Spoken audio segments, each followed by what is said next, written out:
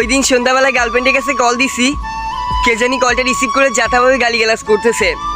আমি তো অবাক হয়ে গেলাম, কে এভাবে গালিগালাজ করতেছে আর কেনই বা করতেছে। পরে ভালো করে কথাগুলো শুনে দেখি গার্লফ্রেন্ডের আম্মু ছিল, সে আমার সাথে যাতাভাবে ব্যবহার করছিল, আমার আব্বু আম্মুকে ছোটো করে কথা বলছিল।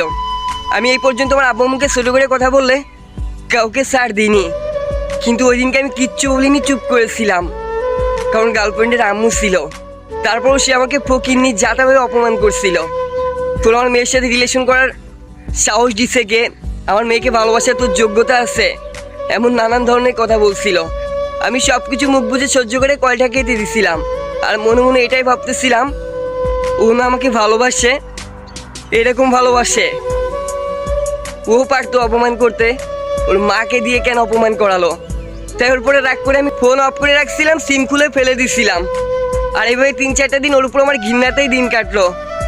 আর হঠাৎ একদিন রাত 8টার দিকে দোকানে ক্যারাম খেলতেছি, আমারই বেস্ট ফ্রেন্ড অনেক এসে বলতেছে, দোস্ত চল আমার সাথে। আমি বললাম কই যাবো? তো ওই খেলা বাদ দিয়ে চল আগে। তো আমার কানে কানে বলতেছে, দোস্ত আমাদেরই বাজারি মোড়ে তোর গার্লফ্রেন্ড রিয়া দাঁড়ায় আছে। আমি তো অবাক হয়ে গেলাম। আমি বললাম কী বলিস? ও বলতেছে হ্যাঁ আগে চল আমার সাথে। বাজারে যাই দেখি পুরা বাজারে ও একটা মাত্র মেয়ে আমার জন্য দাঁড়ায় আছে। আমি কাছে যাওয়ার সাথে সাথে ও দৌড়ে এসে আমাকে জড়ায় ধরে কান্না করে দিছে।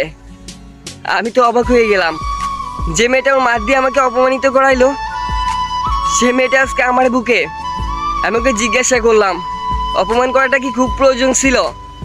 ও বলতেছে বিশ্বাস করো, তোমাকে নিয়ে আমার পরিবারে ঝামেলা হচ্ছিল, আমার মা আমার ফোনটা কেড়ে নিচ্ছিল, আর তুমি যখনই কল দিছো তোমার সাথে খারাপ ব্যবহার করছে, গালিগালাজ করছে। আমি কিছু বলার সুযোগই পাইনি, আর যখনই বলতে গেছি আমাকেও মারধর করছে। আমার বাসা থেকে আমাকে জোর করে বিয়ে দিয়ে দিচ্ছিল, তার জন্য আমি পালাই চলে আইছি। তুমি প্লিজ আমাকে নিয়ে চলো। সত্যি বলতে ওর কথাগুলো শোনার পরে আমার নিজের গালে নিজেরই থাপ্পড় মারতে ইচ্ছা করতেছিল। আমি কিনা এই মানুষটাকে ভুল বুঝছি। সত্যি ভাই ভালোবাসা অনেক সুন্দর, আর ওদের আমরা বিয়েও করি।